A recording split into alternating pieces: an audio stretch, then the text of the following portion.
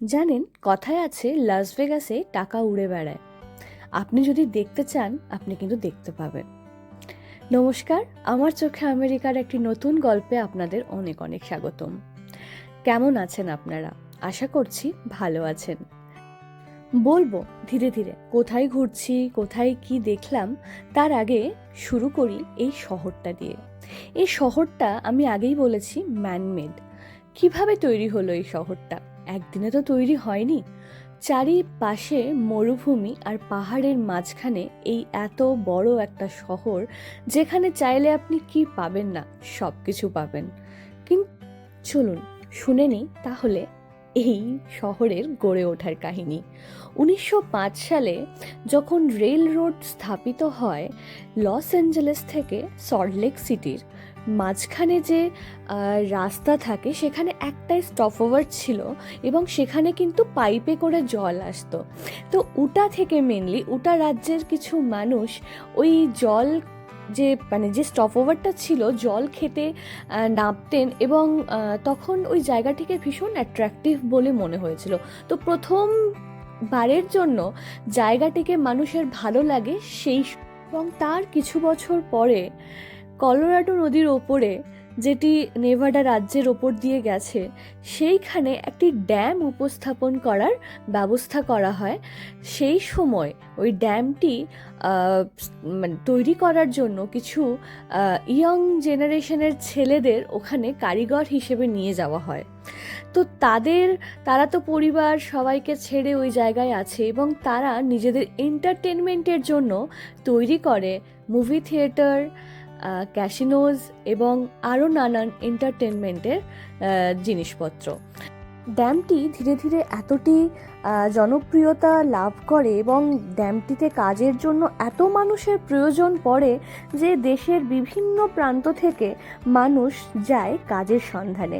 আর এইভাবেই তৈরি হয় বা গড়ে ওঠে লাস ভেগাসের জনবসতি, স্থানীয় জনবসতি। একটা শিল্পাঞ্চল আস্তে আস্তে তৈরি হয় এইভাবেই।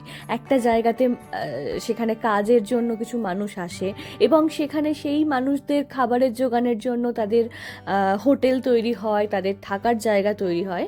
সেই একইভাবে ওই বোল্ডার ড্যাম, বা এখন যেটা আমরা হুভার ড্যাম নামে জানি, সেই ড্যামের ইলেকট্রিসিটিকে ব্যবহার করে স্ট্রিপে, মানে লাস ভেগাস স্ট্রিপে এত বড় বড় হোটেল তৈরি হয় এবং তার সাথে তৈরি হয় ক্যাসিনোজ। এবারে আপনারা বলতেই পারেন যে ক্যাসিনোজ মানে তো গ্যাম্বলিং, জুয়া তো একটা ইল্লিগাল জিনিস। তো সেই সময় সেখানে তো বসতি খুবই কম। এবার তারা দেখছিল যে এটা থেকে কিন্তু প্রফিট খুব ভালো হচ্ছে।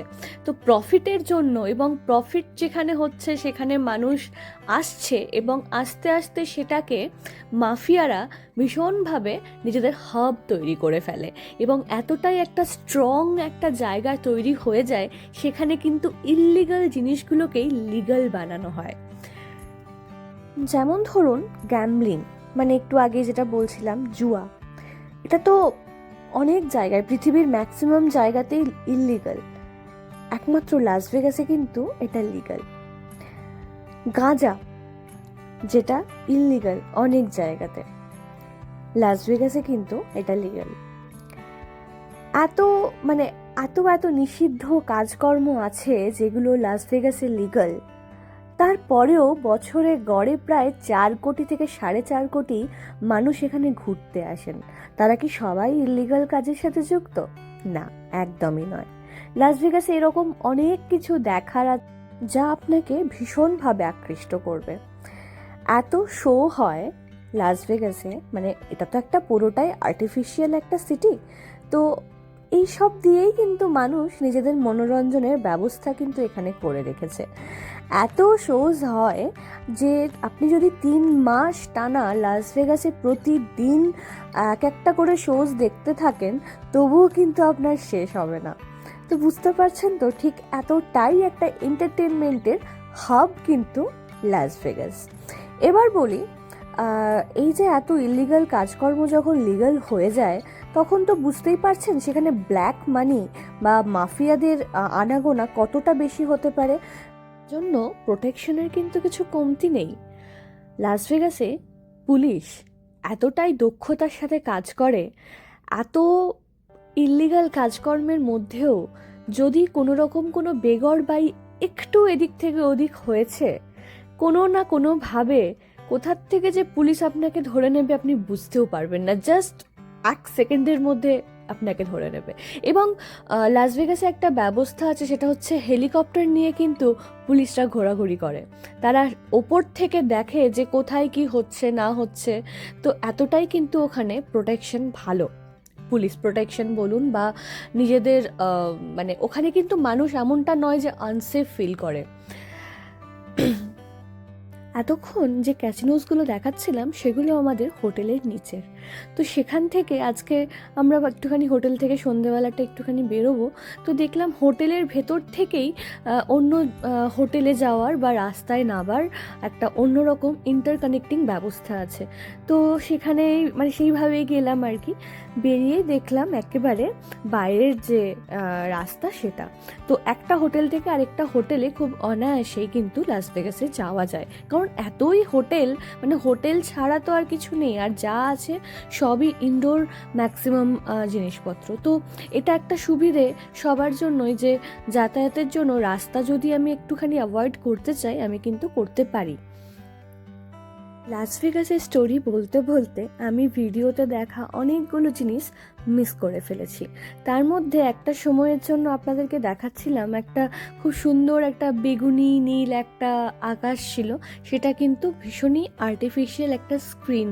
মানে আমি এটা প্রথমবার দেখে ভীষণ অবাক হয়েছিলাম যে আকাশটাও এরকম একটা আর্টিফিশিয়াল করা যায়। মানে আমি তো মানে প্রথমে বুঝতে পারিনি যে ওটা একটা স্ক্রিন, আমি তো ভাবছিলাম আকাশের নিচেই হাঁটছি। তারপরে বুঝলাম, মানে অভি বলল যে এটা কোনো আকাশ না, এটা একটা স্ক্রিন। তো ওই আর কি, চোখে ধাঁধা লেগে যাওয়ার মতো। আর আসি কিছু হোটেলস আর তাদের প্রাইসেস নিয়ে, যাতে করে যদি আপনারা কেউ আমার ব্লগ দেখে বা ইচ্ছে হয় যাওয়ার তাহলে যেতে পারবেন আর কি। একটা হলো আমি সব থেকে বেশি সাজেস্ট করব লাস ভেগাস স্ট্রিপের মধ্যেই থাকা। তো লাস ভেগাসে দুটো জায়গা আছে, প্রথমে আগের দিনে আমার ভ্লগে আমি বলেছিলাম ওল্ড ভেগাস আর লাস ভেগাস স্ট্রিপ। তো ওল্ড ভেগাস মানে হচ্ছে ডাউন টাউন, আর লাস ভেগাস স্ট্রিপ মানে আপনি দেখতেই পাবেন। তো আপনি যখনই হোটেলের জন্য সার্চ করবেন দুটো জায়গারই আপনাকে অপশন দেখাবে। আমি সাজেস্ট করব স্টে করুন লাস ভেগাস স্ট্রিপে। সেখানে আপনি এমজিএম গ্র্যান্ড আছে, ফ্লেমিঙ্গো আছে, আমরা যেখানে ছিলাম ট্রেজার আইল্যান্ড থেকে শুরু করে লিঙ্ক বলে একটা হোটেল আছে, এবং আরও নানান হোটেল আছে। আপনি যদি একবার মানে ওয়েবসাইট থেকে চেক করেন দেখতে পাবেন। তবে এইগুলো ভীষণ ভালো জায়গাতে আপনার হোটেল, আর দামটা না খুব ভ্যারি করে। আমরা ক্রিসমাসে গেছিলাম বলে একটু বেশি ছিল, আদারওয়াইজ লাস ভেগাসে কিন্তু হোটেলের খরচা খুবই কম। আর খাওয়া দাওয়া আমরা হোটেলের মধ্যেই ম্যাক্সিমাম সময় করছিলাম, বাইরে খুব একটা এক্সপ্লোর করা হয়নি। তো খাওয়া দাওয়া নিয়ে ঠিক বলতে পারবো না। আর বাকি আমাদের তো ঘোরাঘুরি বেশ ভালোই হলো। কালকে যাব আমরা গ্র্যান্ড ক্যানিয়ন, তো পরের ব্লগে গ্র্যান্ড ক্যানিয়নের ভিডিও দেব আর বলবো আরও অনেক অজানা তথ্য। চলুন আজকের মতো এলাম। ভিডিওটি ভালো লাগলে একটি লাইক, কমেন্ট ও শেয়ার করে দেবেন।